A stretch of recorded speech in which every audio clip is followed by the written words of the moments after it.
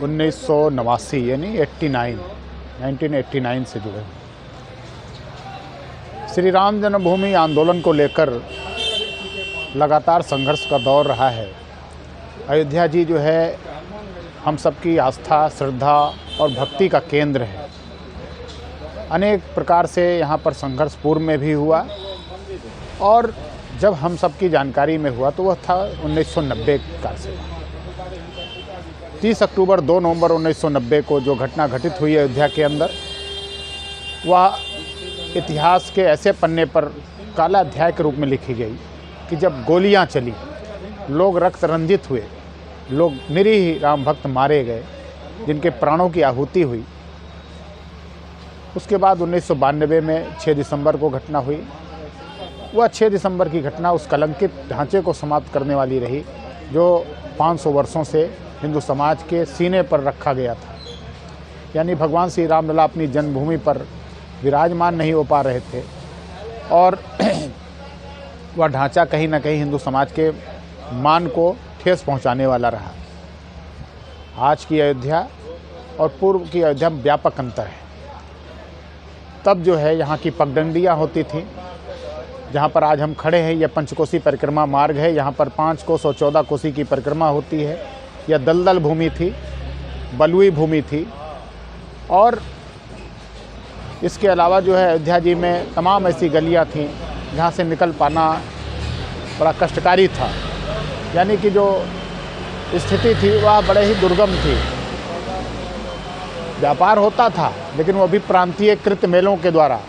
जो व्यापारी थे वह बाहर से आने वाले जो श्रद्धालु आते थे वो प्रांतकृत मेले के दौरान आते थे। श्रावण मेला है, कार्तिक मेला है या जो है रामनवमी का मेला।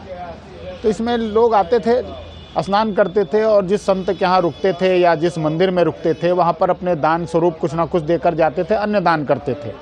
लेकिन 92 के बाद जो है स्थितियाँ अपने आप बदली, क्योंकि बीच बीच में ऐसी सरकारें रहीं जिन्होंने अयोध्या जी पर ध्यान दिया। चाहे वो कल्याण सिंह जी की सरकार रही हो, चाहे वो राजनाथ सिंह जी की सरकार रही हो, चाहे राम प्रकाश गुप्ता जी की सरकार रही हो या केंद्र में अटल बिहारी वाजपेयी जी की सरकार रही और वर्तमान में योगी आदित्यनाथ जी महाराज की और केंद्र में योगी जी की सरकार, मोदी जी की सरकार है।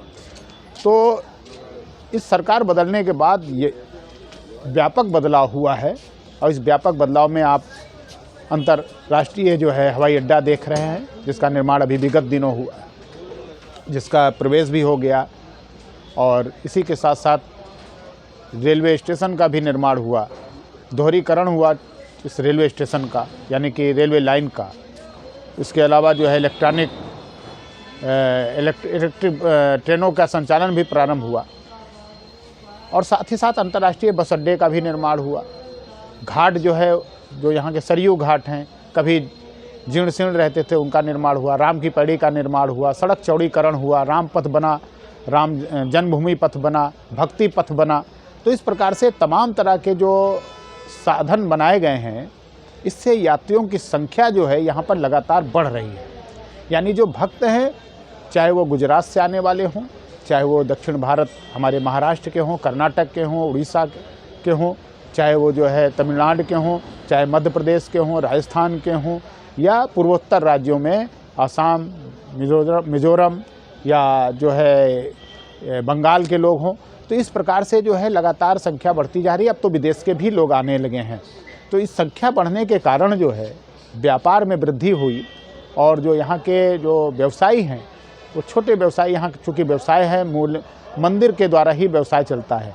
तो मंदिरों में यहाँ पर जो मंदिर हैं हमारे प्रमुख, हनुमानगढ़ी है, कनक भवन है, राम जन्मभूमि है। लेकिन राम जन्मभूमि का जब जिक्र करते हैं तो ये आवागमन बढ़ा और यात्रियों की संख्या बढ़ गई। तो ये आंदोलन के कारण हुआ। अगर आंदोलन यहाँ पर ना हुआ होता तो कोई जान ही नहीं पाता कि राम की जन्मभूमि पर मंदिर जो है वह बलात् रूप से एक ढांचे के अंदर है। तो इस प्रकार से जो है एक व्यापक जो है संघर्ष का जब काल था वो समाप्त हुआ और अब सृजन का काल है। तमाम तरह के जो है विकास कार्य हो रहे हैं, जिसके कारण आवागमन बढ़ गया है। आवागमन बढ़ने के कारण जो है यात्री यहाँ पर आ रहे हैं। अब बड़े बड़े होटलों का निर्माण हो गया है, बड़े बड़ी धर्मशालाओं का निर्माण हो रहा है। तो यह हमारे समझ से एक व्यापक आर्थिक शक्ति संपन्न भी अयोध्या हो रही है। ऐसा कौन सा क्षण है जो दर्दनाक क्षण आप कभी नहीं भूल सकते वो टाइम का? देखिए, हम तो 30 अक्टूबर 2 नवंबर 1990 को नहीं भूल सकते, क्योंकि 90 में जो इस प्रकार से घटना घटित हुई वह समाज को उद्वेलित करने वाली, समाज जो है उसको उस दुख को कभी नहीं भूल सकता है जब हमारे निरीह राम भक्त मारे गए। एक घटना वो, और दूसरी वो घटना हुई जब 2002 में गोधरा कांड हुआ गुजरात के अंदर, और हमारे जो है राम भक्तों को यानी राम सेवकों को वहाँ पर जला दिया गया। तो इस प्रकार से 58 राम भक्तों को जलाने की घटना वो दर्दनाक थी, और दूसरा 1990 में 30 अक्टूबर 2 नवंबर को जब गोलियां चलाई गईं, यानी निर्दयतापूर्वक, जहां पर कोई भी ऐसा कार्य नहीं किया था कारसेवकों ने जिससे गोलियां चलती, लेकिन मुलायम सिंह जी की सरकार ने गोलियां चलवाई और लोग दर्दनाक मौत यानी कि बलिदान हो गए रामलला को के लिए। रामलला का मंदिर अभी पूरे बनने की स्थिति में है, और वहाँ पे जो विराजमान होने वाले हैं रामलला, वो कौन सी तरीके की मूर्ति रहेगी? और यहाँ पे पंडाल में भी पाल रामलला है, ये मूर्ति का क्या देखिए, रामलला विराजमान के लिए जो है श्री राम जो तीर्थ क्षेत्र ट्रस्ट ने 3 मूर्तियों का निर्माण करवाया था। शिल्पकारों ने इसको निर्मित किया है। एक तो राजस्थान के हैं, 2 कर्नाटक के। इन जो वहाँ से पत्थर लाए गए कर्नाटक और राजस्थान से, उन पर नक्काशी का काम उन्होंने किया है, यानी कि शिल्पकारों ने मूर्ति का आकार देना प्रारंभ किया। तो वो तीनों मूर्तियों में एक जो है कृष्ण वो है शिला है, और दूसरा है श्वेत शिला। तो श्वेत शिला जो है वह भी रखा है, और वो भी क्या नाम है कृष्ण शिला भी रखा है। अब देखना ये है कि इन तीनों मूर्तियों में से एक का चयन होना है, जिसको चयन करने के लिए जो है तीर्थ क्षेत्र ट्रस्ट जो है वह संकल्पबद्ध है, और लगातार जो है अभी तो चयन नहीं हुआ है, लेकिन जब तक खुलासा, मतलब लोग कह रहे हैं तरह की बातें करते हैं कि फला का चयन हो गया, उनका चयन हो गया, उनका चयन, लेकिन जब तक तीर्थ क्षेत्र ट्रस्ट का बयान नहीं आता है तब तक इसको नहीं मानना चाहिए। अभी की राम मंदिर की जो स्थिति है, जो काम चल रहा है, अभी तक कहाँ तक के पूर्व आ गई? देखिए, रामलला की जो जन्मभूमि है, अभी तक सिंहद्वार, नृत्य मंडप, रंग मंडप, गर्भगृह का निर्माण हो गया है।